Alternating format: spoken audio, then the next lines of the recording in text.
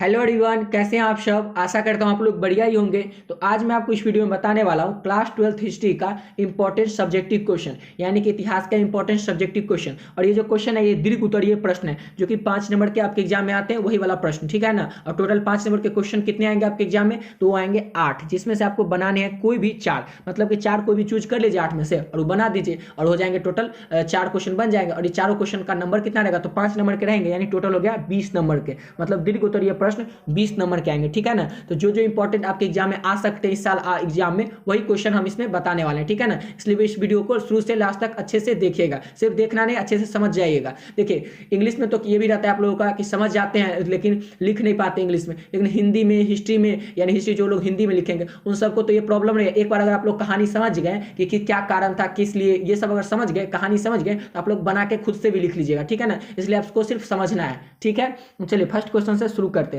पहला क्वेश्चन क्या है जो कि बहुत ज्यादा इंपॉर्टेंट है कि हड़प्पा सभ्यता के पतन के मुख्य कारणों का वर्णन करें।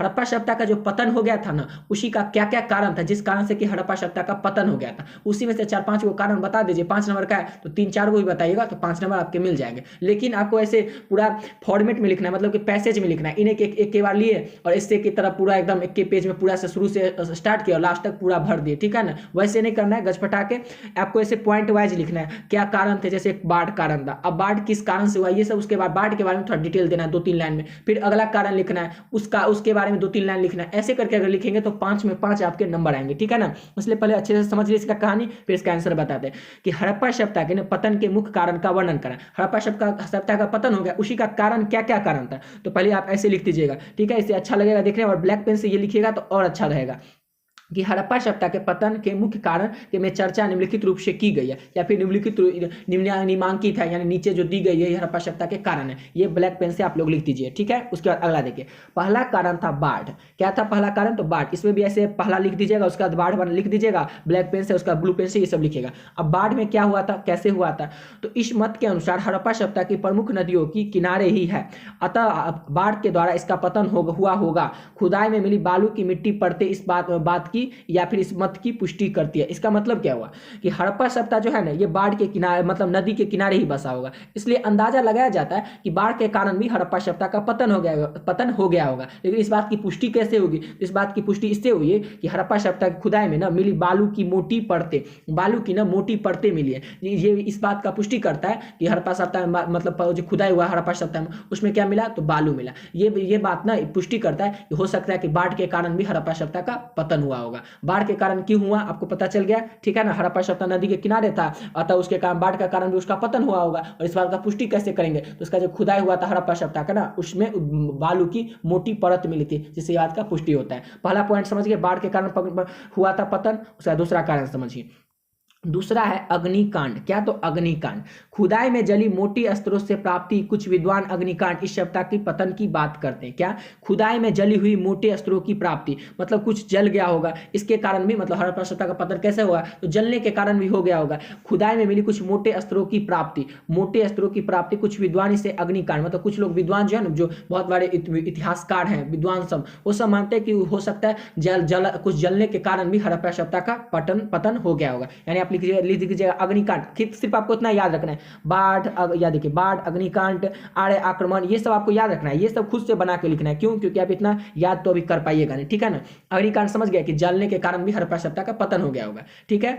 तीसरा पॉइंट देखिए कि आर्य आक्रमण। क्या है, तो आर्य आक्रमण, इसका क्या है, तो खुदाई के से प्राप्त नर कंकालों, वेदों में दस्युओं, दुर्गों का विनाश का वर्णन आधार पर ब्राह्मण आक्रमण द्वारा पतन के विचार को भी नजरअंदाज नहीं किया जा सकता। अब इसका मतलब क्या हुआ, इसका मतलब समझिए कि आक्रमण हो सकता है खुदाई में प्राप्त नर कंकाल। नर मतलब जो आदमी सबका कंकाल मिला, खुदाई जो हुआ है हड़प्पा सभ्यता में, उसमें आदमी सबका कंकाल मिला। वेद में दस्युओं, दुर्गों का विनाश का वर्णन, मतलब वेद सब जो है, अपने जितने वेद है, ऋग्वेद, समवेद, अर्थवेद, यजुर्वेद, ये सब जो वेद है, इससे में भी क्या सब लिखा हुआ है, तो वेदों में दस्युओं, दुर्गों का विनाश का वर्णन, इस समय वेद में भी विनाश का वर्णन लिखा हुआ। तो हो सकता है कि किसी के मतलब कि आर्य के आक्रमण के कारण भी हड़प्पा सभ्यता का पतन हो गया होगा, मतलब कि आर्य के आक्रमण के कारण भी हड़प्पा सभ्यता का पतन हो गया होगा। समझ गए। तीसरा पॉइंट अगला देखिए कि लगातार गेहूं उत्पादन से लगातार गेहूं उत्पादन से भूमि में उर्वरा शक्ति की कमी से इस सभ्यता का पतन को विचार को बल मिलता है। इसके अतिरिक्त जलवायु परिवर्तन, नदियों द्वारा मार्ग बदलने, जलवापन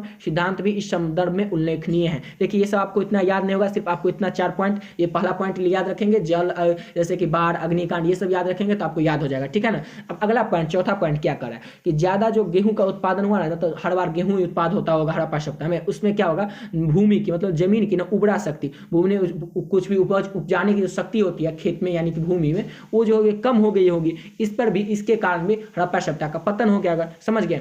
इसके अलावा और कुछ कारण हो सकते हैं, जैसे जलवायु परिवर्तन, नदियों द्वारा मार्ग बदलने की जलवापन, इस सब पर भी हम सोच सकते हैं कि इसके कारण भी हड़प्पा सभ्यता का पतन हो गया होगा, समझ गए। सिर्फ आपको इतना याद रखना। देखिए क्वेश्चन ऐसे रहेगा कि हड़प्पा सभ्यता के पतन के प्रमुख कारण का वर्णन करें। आप ऐसे लिख दीजिए, हड़प्पा सभ्यता के पतन के कारण, नीचे लिखे हुए निम्नलिखित है, ठीक है। उसके बाद बाढ़ आप याद रखेंगे ना, बाढ़, अब बाढ़ में कैसे हुआ था, बाढ़ के कारण हो गया था, उसमें क्या हुआ था, तो बालू मिली थी, ये सब आप याद रखना, ये सब समझ गए होंगे।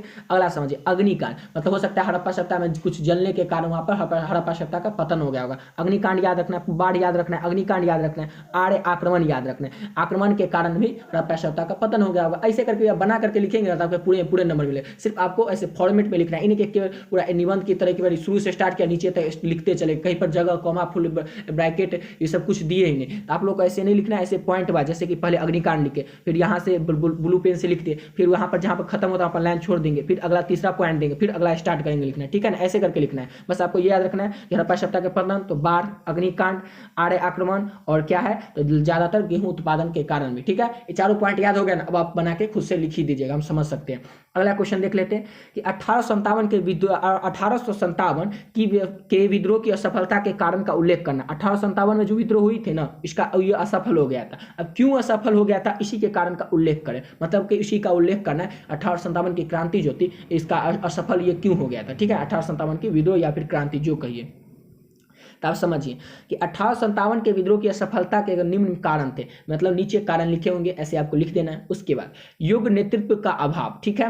विद्रोही नेता साहसी वीर होते हुए अपने संघर्ष को संगठित एवं योजनाबद्ध स्वरूप नहीं दे सके। इसका मतलब क्या हुआ, मतलब 1857 का जो लोग उतना उसका नेतृत्व कर रहे थे ना, उतना योग्य नहीं थे, इसके कारण भी उसका असफलता का कारण हो सकता है, ठीक है। पहला हो गया योग्य नेतृत्व का अभाव, बना दीजिएगा ना, कि हो सकता है जो लोग उसका 1857 के का नेतृत्व कर रहे थे वो उतने योग्य नहीं थे, ठीक है। पहला ये कारण होंगे। अगला देखिए, देशों नरेशों द्वारा अंग्रेजों की सहायता। देशों नरेशों मतलब क्या होता है, देश नरेश सिपाहियों विद्रोहियों के साथ देने के बजाय अंग्रेजों का साथ दिया, मतलब क्या, अपने देश के कुछ लोग जो थे ना, वो अंग्रेजों का साथ देने लगे। इसके कारण भी क्या हुआ, तो हड़प्पा सभ्यता, जैसे हमारी कोई योजना होती थी, जाके अंग्रेज को, मतलब विद्रोहियों के साथ, मतलब हड़प्पा सभ्यता के जितने विद्रोही नेता थे उनके साथ तो मिला हुआ था अपना देश के लोग, और अंग्रेज के साथ भी मिला था, अंग्रेज के साथ वफादारी करता था, अपना बात सब यहाँ से समझ करके वहाँ सब कुछ बता देता था अंग्रेज सबके। ये भी हो सकता है देश नरेश द्वारा अंग्रेजों की सहायता, मतलब अपने देश के खुद के लोग, अपने देश के ही लोग तो अंग्रेजों की सहायता करते थे। ये भी क्या थे, तो 1857 की क्रांति की असफलता के कारण थे, ठीक है।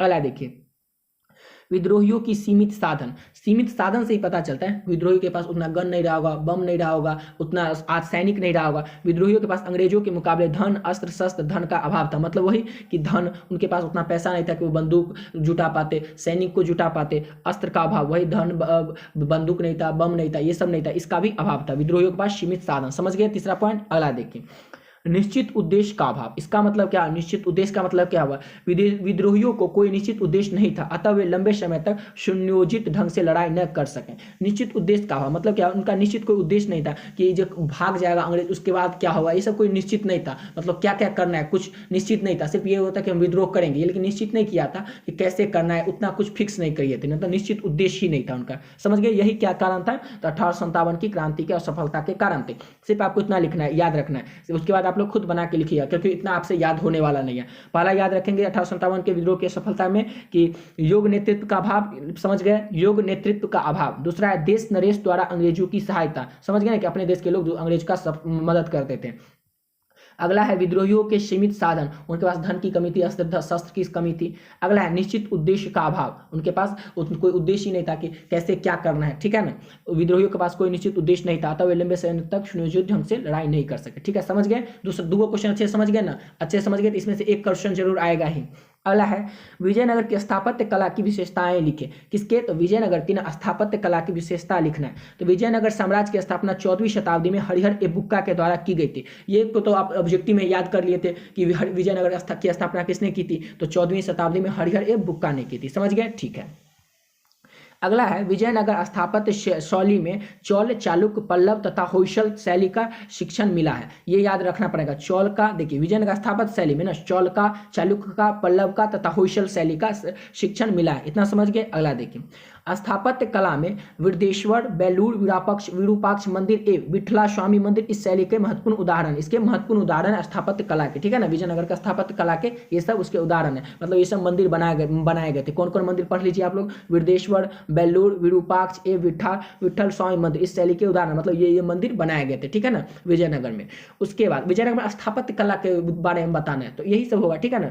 अगला है इनमें ग्रेफाइट पत्थरों के साथ शिल्प कला में भी शेल खड़ी पत्थरों का उपयोग किया गया था। ये जो देखिए, पहले आप क्वेश्चन अच्छे से समझिए, आप समझ नहीं पाए। विजयनगर की स्थापत्य कला जो थी ना, विजयनगर की स्थापत्य कला, कलाकृति, यही सब के बारे में बताना है। ठीक है, तो पहला पॉइंट तो ये लिख लीजिएगा कि इसकी स्थापना 14वीं शताब्दी में हरिहर बुक्का ने की थी। दूसरा पॉइंट लिख लीजिएगा। अगर आप पॉइंट बना के ऐसे भी लिखिएगा ना, जैसे हड़प्पा सभ्यता की क्या थी, ये देखिए क्वेश्चन, विजयनगर की स्थापत्य कला की विशेषता, तो आप ऐसे लिख लीजिएगा विजयनगर की स्थापत्य कला की विशेषता निम्न में है। निम्न है लिख दिए, उसका अगला एक पॉइंट लिख दीजिए। पहला पॉइंट ऐसे बना दीजिएगा, या ये ब्लैक पेन से लिख दीजिएगा, ब्लू पेन से ऐसे लिख दीजिएगा। विजयनगर साम्राज्य की स्थापना 14वीं शताब्दी में हरिहर बुक्का ने की थी। पहला पॉइंट हो गया। 5 नंबर का ज्यादा 4-5 पॉइंट लिखना है आपको। दूसरा पॉइंट क्या लिखना है? विजयनगर स्थापत्य शैली में चौल, चालुक्य, पल्लव तथा होयसल शैली का शिक्षण मिलता है। ये लिख दीजिएगा दूसरा पॉइंट कि विजयनगर स्थापत्य शैली में चौल, चालुक्य, पल्लव तथा होयसल शैली का शिक्षण मिलता है। 2 पॉइंट हुआ। ठीक है। तीसरा पॉइंट क्या लिखेगा कि स्थापत्य कला में ना वृद्धेश्वर, बेलूर, विरूपाक्ष मंदिर, विठल स्वामी मंदिर इस शैली का उदाहरण है। ये तीसरा पॉइंट हो गया। इसमें से 1-2 नहीं भी याद रहे मंदिर तो चलेगा, सिर्फ आपको लिखना अच्छा आना चाहिए, मतलब प्रेजेंटेशन करना अच्छा से आना चाहिए। ऐसे लिखे रहेंगे कि टीचर भी कहेगा क्या लिखा है, कि आपको नंबर ही दे दे, जो चेक करेंगे टीचर। ठीक है ना। उसके बाद अगला देखिए, इनमें ग्रेफाइट, सिर्फ आपको ग्रेफाइट याद रखना है, उसके बाद आप बना दीजिएगा। ग्रेफाइट के पत्थर के साथ शिल्प कला में सेल खड़ी की लकड़ी, याद रखिएगा, सेल खड़ी का लकड़ी से, ग्रेफाइट के पत्थर से, इसी से कलाकृति हुआ था। ऐसे करके लिख दीजिएगा खुद से बना करके। ठीक है ना।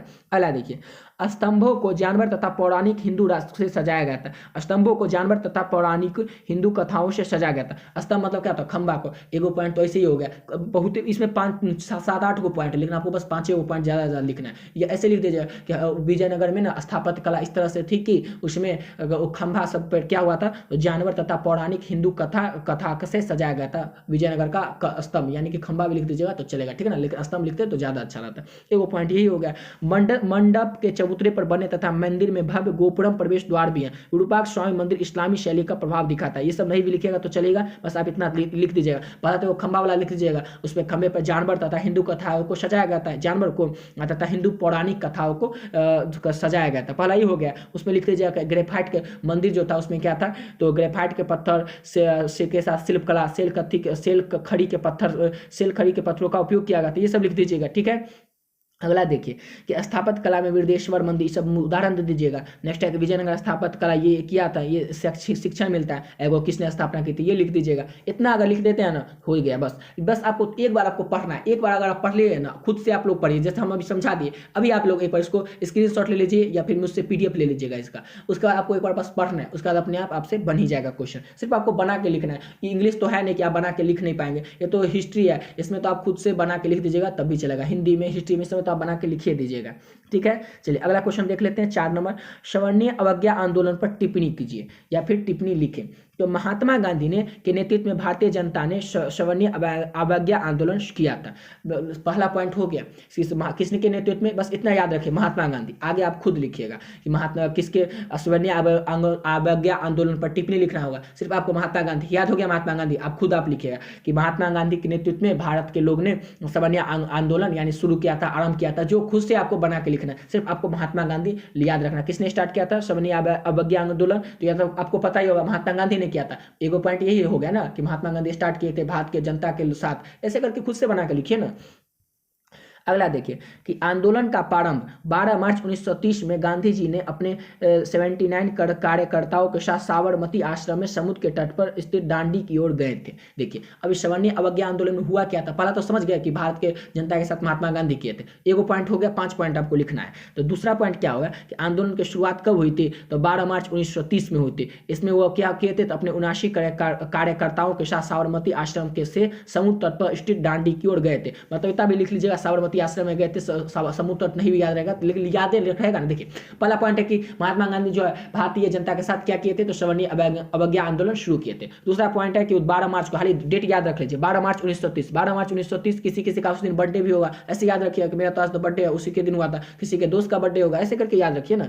देखिए 12 मार्च 1930 के याद रखिएगा, 12 मार्च 1930 को शुरू हुआ था। अब वो क्या किए थे ये नहीं भी याद करता तो सोचे लिख दीजिएगा अपने कार्यकर्ता के साथ आश्रम के साबरमती आश्रम याद रखिए ना, साबरमती आश्रम के साथ समुद्र तट पर स्थित दांडी की ओर गए थे। वही हो गया, 2 पॉइंट ऐसे ही हो गया। चलिए अगला पॉइंट देखते हैं। अगला पॉइंट है 240 मील की यात्रा समाप्ति में कुल 24 दिन का समय लगा था। यह एक ऐतिहासिक यात्रा थी। 6 अप्रैल 1930 को गांधी जी दांडी पहुंचकर नमक कानून तोड़ा और जनता के समक्ष कार्यक्रम प्रस्तुत किया। समझे नहीं समझे, देखिए क्या हुआ था कि 6 अप्रैल को ना 6 अप्रैल 1930 को गांधी जी दांडी पहुंचकर नमक कानून तोड़ दिए थे और जनता के समक्ष कार्यक्रम प्रस्तुत किए थे। ठीक है, वे क्या थे, वो क्या क्या थे देखिए, हर गांव में नमक कानून तोड़ा जाए, सरकार ने को कर न दिया जाए, विदेशी वस्तु को होली जलाई जाए यहाँ पर होगा, सरकारी संस्थाओं को त्याग करना, शराब अफीम विदेशी कपड़ा दुकान पर धरना दें। देखिए इसमें से 2-3 को भी आप याद रख लीजिएगा कि क्या क्या किए थे, आप एक बार और समझ जाएंगे। क्वेश्चन पहले समझिए, सवर्णीय आंदोलन पर टिप्पणी लिखना है। ठीक है, आप लिख दीजिएगा, पहला लिख दीजिएगा सवर्णीय आंदोलन जनता के साथ महात्मा गांधी शुरू किए थे। दूसरा लिख दीजिएगा कब शुरू हुआ था और कहाँ से शुरू हुआ था, साबरमती आश्रम से। ठीक है, 240 मील चले थे, 24 दिन लगा था, ये सब नहीं भी याद रहे तो चलेगा। अगला लिख दीजिएगा कि 6 अप्रैल, देखिए ये तो समझ गए ना कि वो जनता के साथ स्टार्ट किए थे। दूसरा था कि वो कब से स्टार्ट किए, कहाँ से स्टार्ट किए थे, ये लिख दीजिएगा 12 मार्च 1930 और साबरमती आश्रम से। ठीक है, अगला लिखना हो तो, वैसे नहीं भी लिखिएगा तो चलेगा, ये वाला 240 मील 24 दिन समय लगा था। ठीक है ना, अब ये लिख दीजिएगा कि 6 अप्रैल 1930 कब, तो 6 अप्रैल 1930 को गांधी जी ने दांडी पहुंचकर नमक कानून तोड़ा और जनता के समक्ष कार्यक्रम प्रस्तुत किया। 6 अप्रैल कैसे याद रखेंगे, ऐसे याद रखिएगा ना कि आप अभी 12th के हैं, 12th का रिजल्ट 5-6 अप्रैल को निकलता है और याद रखेगा 5-6 यानी कि 6 याद रखेगा, 6 अप्रैल 1930 याद रखेंगे ना। 6 अप्रैल 1930 को गांधी जी ने दांडी पहुंचकर नमक कानून तोड़ दिया और उसके समक्ष कार्यक्रम प्रस्तुत किया। मतलब 6 अप्रैल 1930 को गांधी जी क्या किए थे, दांडी में पहुंचकर, दांडी जगह का नाम है जो कि गुजरात में है, पहुंचकर नमक कानून तोड़ दिए थे और उसके समक्ष कार्यक्रम प्रस्तुत किया। उसमें क्या कहता है, हर गांव में नमक कानून तोड़ा जाए, क्या, तो हर गांव में ना नमक कानून तोड़ा जाए, नमक कानून तोड़ा जाए, वो पहला हो गया। दूसरा था सरकार को कर न दिया जाए, मतलब टैक्स न दिया जाए सरकार को, विदेशी वस्तुओं की जलाई जाए, मतलब विदेशी वस्तु जितने भी है उसको जलाई जाए। अगला सरकारी संस्थाओं को त्याग करना, सरकारी संस्था जितने भी तो उसको त्याग कर देना। शराब अफीम विदेशी कपड़ा पर धरना, शराब अफीम विदेशी कपड़ों की दुकान पर धरना दिया जाए, उसके दुकान पर जो है ना शराब अफीम ये सब दुकान पर, विदेशी कपड़ा की दुकान इस सब पर धरना दिया जाए। इसमें से 2-3 को पॉइंट भी आप याद रखेंगे ना, हो गया, ज़्यादा नहीं भी, कपड़ा जला दिया ये याद रखिए दीजिएगा, सरकार को टैक्स न दिया जाए ये याद रखिएगा, शराब अफीम पर कब के दुकान पर धरना दिया जाए ये याद रखिएगा, विदेशी कपड़ा जो था उसके दुकान पर धरना दिया गया। हो गया, बस 2-3 को पॉइंट इसमें से लिख दीजिए, 1-2 पॉइंट इसमें से लिख दीजिए कि महात्मा गांधी के नेतृत्व में होता। हो गया, 5 नंबर आपके ऐसे आ गए। बस आपको पॉइंट वाइज लिखना है। अगर आप सीधे लिख दीजिएगा ऐसे पूरा शुरू से स्टार्ट किया, कहीं पर कुछ भी नहीं किया, फुल स्टॉप कॉमा ये सब कुछ नहीं दिए, वैसे पैसेज बना के नहीं लिखे, ब्लैक पेन ब्लू पेन का नहीं यूज किए तो खो जाएगा, आपका नंबर नहीं मिलेगा। इसमें 1-2 नंबर दे के आपको टीचर हटा देगा। लेकिन ऐसे लिखते हैं कुछ थोड़ा ऊपर नीचे भी है तो आपको नंबर मिल ही जाएगा, इसलिए ऐसे पॉइंट वाइज लिखना है। ठीक है ना, समझ गए। 5 नंबर का है तो 5 पॉइंट लिख दीजिए, बात खत्म। 4 को क्वेश्चन अच्छे से समझ गए। अब 5वां क्वेश्चन देख लेते हैं। अगला 5वां क्वेश्चन क्या है, भारतीय संविधान, देखिए इसका और भी आंसर होगा लेकिन इतना आपसे याद होगा नहीं, इसलिए हम क्या किए, इतना ही लिख दे जो कि आपसे हो जाए। वैसे तो इसका इतना भी होगा और लिखे भी हैं, लेकिन उतना आप अगर आप चाहिए तो आप PDF ले लीजिएगा, उसमें आप अच्छे से पढ़ लीजिएगा, लेकिन आप इतना समझ नहीं पाते और लिख भी नहीं पाते, इसलिए वो ये वाला पॉइंट नहीं बताएं। ठीक है ना, आप बस इतना ही याद रखेंगे, हो गया। 5 नंबर का 5 नंबर पॉइंट लिखिए, बात खत्म। अगला क्वेश्चन देखिए कि भारतीय संविधान की मुख्य विशेषताओं को लिखिए। भारतीय संविधान जो है इसके मुख्य विशेषताओं को बताना है। भारतीय संविधान के मुख्य विशेषताओं को लिखिए, मतलब भारतीय संविधान की प्रमुख विशेषताएं निम्नलिखित है। कौन कौन सी है, तो पहले ये समझिए। लिखित और विशालतम संविधान, इसका मतलब क्या हुआ कि भारत का संविधान विश्व के अधिकतर संविधानों की तरह लिखित संविधान है। यह संसार का सबसे विशाल संविधान है। इसमें 395 अनुच्छेद, 3 सूचियां और 12 अनुसूचियां हैं। बस आप में इसमें एक पॉइंट आप लिख दिए, याद रखिए, उसके बाद अलावा आपको ये पक्का पूरा याद हो जाएगा। 395 अनुच्छेद, 3 अनुसूचियां और 12 सूचियां और 3 सूचियां और 12 अनुसूचियां। ये इतना याद रखेंगे, नहीं सब आपको याद हो गया। कैसे याद होगा समझिए। क्वेश्चन था कि भारतीय संविधान की मुख्य विशेषता, ठीक है, ऐसे लिख दीजिएगा भारतीय संविधान की प्रमुख विशेषताएं निम्नलिखित है, ठीक है। पहला लिखिएगा लिखित और विशालतम संविधान। अब इसका मतलब क्या हुआ, लिखित लिख दीजिएगा, लिखना को कहेंगे लिखित, और विशालतम, विशालतम मतलब सबसे बड़ा, लिख दीजिएगा लिखित और बड़ा संविधान। विशालतम लिखिएगा तो थोड़ा अच्छा लगता है, पॉइंट मतलब वजन लगता है, ऐसा विशालतम थोड़ा बोलने में ठीक लगता है, लेकिन ऐसे लिखिएगा बड़ा तो थोड़ा उतना कॉमन वर्ड लग रहा है, इसलिए विशालतम लिखते तो अच्छा लगता है, लेकिन ये भी लिखेंगे तो ठीक ही है, लिखित और बड़ा संविधान, ठीक है। अब इसका मतलब क्या है कि भारत का जो संविधान है ना, ये सब जितना अधिकतर देशों में जो है ना भारत का संविधान वो लिखा ही गया, किसी देश में संविधान जो है लिखा ही नहीं गया, ऐसे सबको पता है कि ये संविधान लेकिन लिखा नहीं गया, लिखित नहीं है, लेकिन भारत का जो संविधान है ये लिखा गया बहुत सारे देशों की तरह, ठीक है। उसके बाद क्या, यह जो संविधान है अपना भारत का, इस संसार पूरे विश्व में सबसे बड़ा विशाल संविधान का किसका है, तो भारत का है। यह संसार का सबसे विशाल संविधान है, इतना याद रखेंगे कि भारत का संविधान है वो लिखित है, और ये क्या है तो पूरे विश्व भर में सबसे विशालतम संविधान है। अब संविधान में क्या क्या है ये थोड़ा याद रख लीजिएगा कि वो 395 अनुच्छेद, 3 सूचियां और 12 अनुसूचियां, इतना याद रखिए, बात खत्म। एगो पॉइंट आप लिख दीजिएगा। अगला पॉइंट देखिए कि संपूर्ण प्रभुत्व संपन्न समाजवादी धर्मनिरपेक्ष लोकतांत्रिक गणराज्य की स्थापना। इसका मतलब क्या हुआ, भारतीय संविधान में भारत में संपूर्ण प्रभुत्व संपन्न समाजवादी धर्मनिरपेक्ष लोकतांत्रिक गणराज्य की घोषित किया गया। इसका अर्थ क्या है कि भारत पूर्ण रूप से स्वतंत्र तथा सर्वोच्च सत्ताधारी और किसी अन्य सत्ता के अधीन नहीं है। अब समझ जाइएगा, इतना आप भारी वर्ड नहीं याद रखें तो कोई बात नहीं है, बस इतना आप इसका पॉइंट वाला याद कर लीजिए। संपूर्ण प्रभुत्व संपन्न समाजवादी धर्मनिरपेक्ष लोकतांत्रिक गणराज्य की स्थापना। इसका मतलब क्या हुआ कि भारत जो है किसी के अधीन नहीं है, भारत जो है एक लोकतांत्रिक देश है, ठीक है, याद रखिएगा। भारत जो है एक लोकतांत्रिक देश है, ये भारत जो है किसी के अधीन नहीं है, बस इतना लिख लीजिएगा। 2 पॉइंट हो गया। याद है तो इतना लिख लीजिएगा ये सब वर्ड, लेकिन नहीं भी याद रहे तो इतना बस लिख लीजिएगा, भारत एक लोकतांत्रिक देश है, भारत पर किसी के अधीन नहीं है, ठीक है, हो गया, बस हो गया।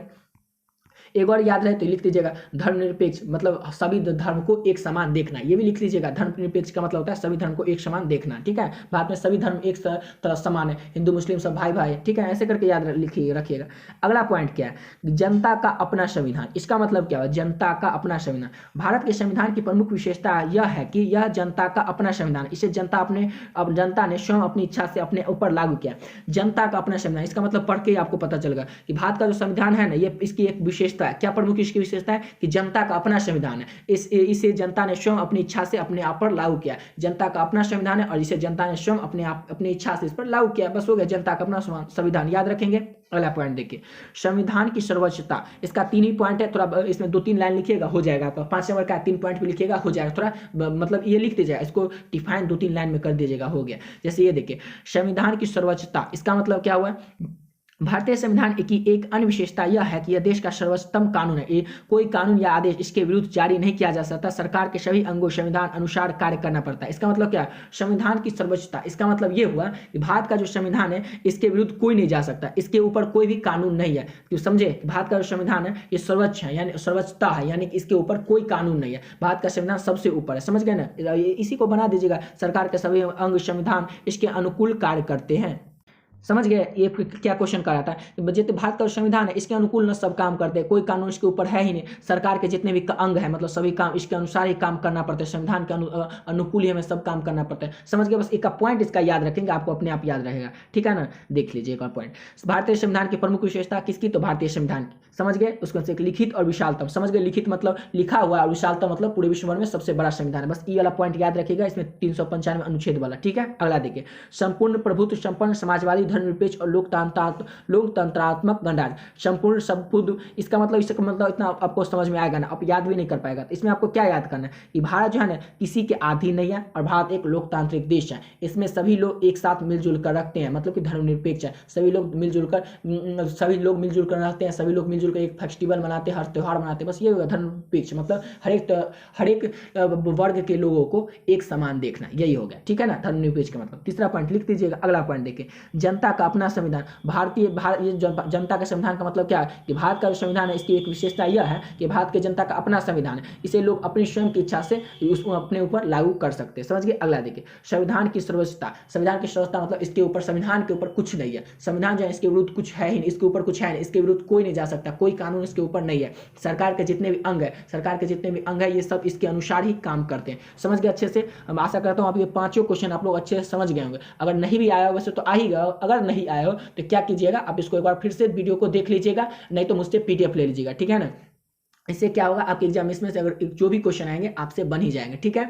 और क्या कीजिएगा, आपको ये सब याद नहीं करना क्योंकि इतना याद नहीं होगा, सिर्फ इसका मेन पॉइंट 4-5 को, जैसे जनता का संविधान, अपना संविधान, स्थापना, ये सब याद रखें, जैसे कि लिखित और विशालतम। उसके बाद देखिए जैसे कि इसमें देखिए ये महात्मा गांधी का सविनय अवज्ञा आंदोलन का, ये सब याद रखिए, उसका पॉइंट सब इसका याद रखना है। हो गया इतना। अगर पॉइंट लिखेंगे उसके बाद अपने आप देखिए निश्चित उद्देश्य का अभाव, ये सब अगर पॉइंट याद रखेंगे अपने आप से बना के लिख ही देंगे, ठीक है। और आशा करता हूँ आप लोग को वीडियो अच्छा लगा हो। अगर वीडियो अच्छा लगा हो तो प्लीज़ चैनल को सब्सक्राइब जरूर कर लीजिएगा ताकि आने वाली वीडियो की नोटिफिकेशन मिल सके। अभी तो आपका और भी एग्जाम बचा हुआ है, ठीक है, उसका भी ऐसे ही क्वेश्चन आएगा। तो चलिए मिलते हैं नेक्स्ट वीडियो में।